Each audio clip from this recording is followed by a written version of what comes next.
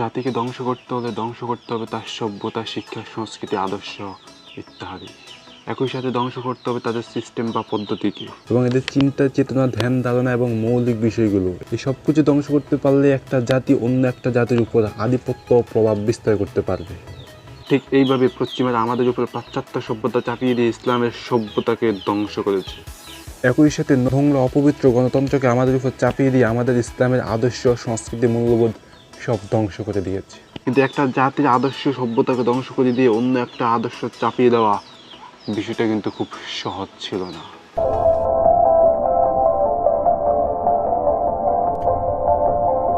1918 সালে তুরস্ক পরাজয়ের মধ্য দিয়ে ইসলামী খেলাফত কিংবা ইসলামের শাসনের অবসান ঘটে।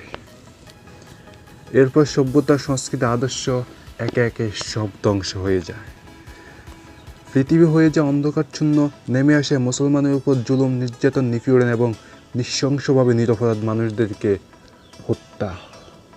একই সাথে 1918 সালে 31 অক্টোবর ব্রিটিশ প্রতিনিধিদের কাছে যুদ্ধবিরতির চুক্তিতে স্বাক্ষর করার সাথে সাথে 6000 বছরের ওসমানীয় সাম্রাজ্য এবং মুসলিম বিশ্বের খেলাফত ব্যবস্থার পতন ঘটে। এই পতনের নেতৃত্ব দিয়েছিল মোস্তফা কামাল আতাতুর্ক। 1923 সালে এই মোস্তফা কামাল আতাতুর্ককে রাষ্ট্রপতি ঘোষণা করে প্রজাতন্ত্রের ঘোষণা দেওয়া হয় তুর্কিতে।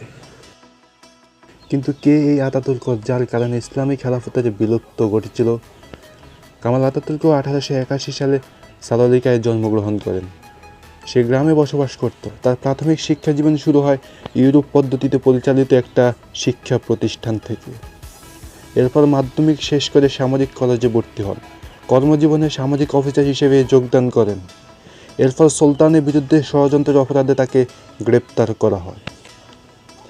আবার দামেস্কে নির্বাসিত হলে সেখান থেকে পালিয়ে সাকলিয়ায় সেনাবাহিনীতে এসে আবার যোগদান করে।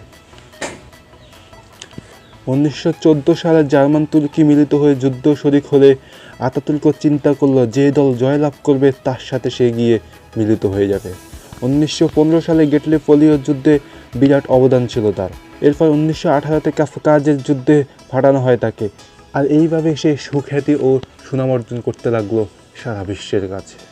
এরপর 1918 সালে জার্মানির হয়ে খেলাফত ধ্বংস করার নেতৃত্ব দেয় এই কামাল আতাতুর্ক। কামাল আতাতুর্কের চিন্তা, চেতনা, মনোভাব ছিল ধর্মহীনতা ও ধর্মের বিরুদ্ধে কথা বলা। তার মতে আল্লাহর কোনো প্রয়োজন নেই, আল্লাহর গোপন তত্ত্ব যার কোনো বাস্তবতা নেই। ইসলামের কারণে মানুষ ক্ষতিগ্রস্ত হচ্ছে, তাই তার ইচ্ছা ছিল ধর্মকে নিষিদ্ধ করা।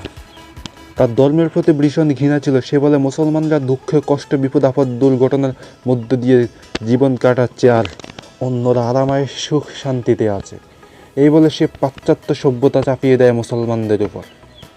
কোনো ধর্মীয় নেতা তার সিস্টেমকে নিয়ে কথা বললে তাকে হয়তো পাশের কাস্টে ঝুলানো হতো, নয়তো দেশ ত্যাগ করতে বাধ্য করা হতো।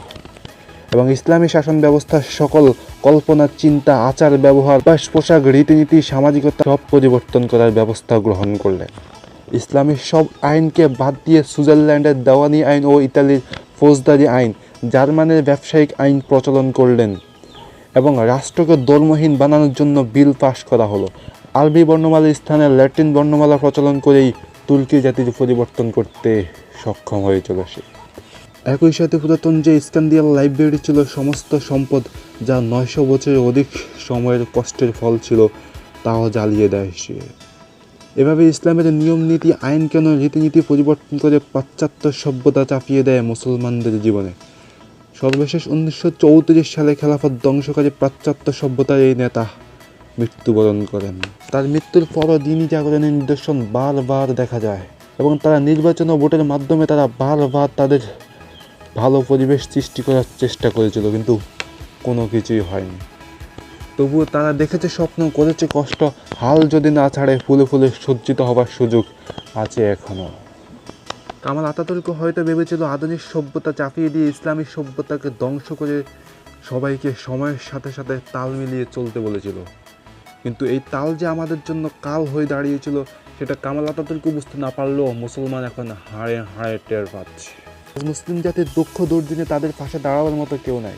আর ইসলামী খেলাফত হারানোর মূল কারণ ছিল ঈমান বা বিশ্বাসের জায়গা থেকে তারা দুর্বল হয়ে গেছে এবং তারা আধুনিক সভ্যতার দিকে যেইভাবে ঝুঁকে পড়েছিল, তাদের সভ্যতা গ্রহণ করার প্রবণতা দেখা যায় অন্যদিকে তারা পশ্চিমাদের মোকাবেলা করার মতো শক্তি উদ্যম কিছুই ছিল না। কিন্তু এই পাশ্চাত্য সভ্যতা কেন আমরা গ্রহণ করতে পারি না? ইসলামী সভ্যতার সাথে পাশ্চাত্য সভ্যতার দ্বন্দ্ব কি? পাশ্চাত্য সভ্যতার দ্বন্দ্ব নিয়ে পরবর্তী কোনো ভিডিওতে হয়তো কথা হবে ইনশাআল্লাহ। তবে শেষে একটা কথা বলে দিতে চাই, বিপ্লব হয়েছে কিন্তু বিপ্লবকে পুঙ্খানুপুঙ্খানুভাবে কীভাবে কাজে লাগাতে হয় তাই পাশ্চাত্য নেতা দেখিয়ে দিয়ে গিয়েছিলেন। ইসলামী খেলাফত ধ্বংস হওয়ার পর প্রজাতন্ত্র ঘোষণা দিয়ে ইসলামের প্রত্যেকটা বিধানকে বাতিল বলে ঘোষণা দিয়েছিল। 900 বছরের পুরানো লাইব্রেরিকে ধ্বংস করে দিয়েছে যাতে করে পরবর্তী প্রজন্ম ইসলামের জ্ঞান অর্জন করতে না পারে। আরবি বর্ণমালাগুলোকে ল্যাটিন ভাষায় রূপান্তর করা হয়েছে, পর্যায় বিধানকে তুলে দেওয়া হয়েছে, ধর্মীয় আইনকে বাদ দিয়ে সুইজারল্যান্ড ও ইতালির আইন প্রয়োগ করা হয়েছিল। ধর্মীয় যেসব নেতারা তার বিরুদ্ধে কথা বলেছিল সবাইকে ফাঁসির কাস্টে ঝুলিয়ে দেওয়া হয়েছিল, নয়তো দেশ ত্যাগ করতে বাধ্য হয়েছিল। আসলে যেইভাবে পাশ্চাত্য নেতারা আমাদের ইসলামকে ধ্বংস করে দিয়ে ইসলামের ছিটাফুটাও সেখানে রাখতে চায়নি, ঠিক একইভাবে পাশ্চাত্য সভ্যতাকে আমরা এমনভাবে ধ্বংস করব, সামান্য ছিটাফুটাও কোনো আল্লাহর কোনো জমিনে রাখবে না ইনশাআল্লাহ। এবং এমনভাবে ইসলামী খেলাফত কায়েম হবে, পাশ্চাত্যের কোনো সভ্যতা, কোনো ছিটাফুটা, সামান্য পরিমাণ পানির মতো কোনো অংশ ইসলামী খেলাফতের মধ্যে থাকবে না। ইসলামী খেলাফত এমনভাবে হবে আল্লাহর জমিন, আল্লাহর দিন দিয়ে এই খেলাফত কায়েম করব ইনশাআল্লাহ। সবাই প্রস্তুতি নেন ইসলামী খেলাফত আল্লাহর জমিন, আল্লাহর দিন কায়েম করার জন্য। পরবর্তী ভিডিওতে দেখা হবে। আল্লাহ হাফেজ।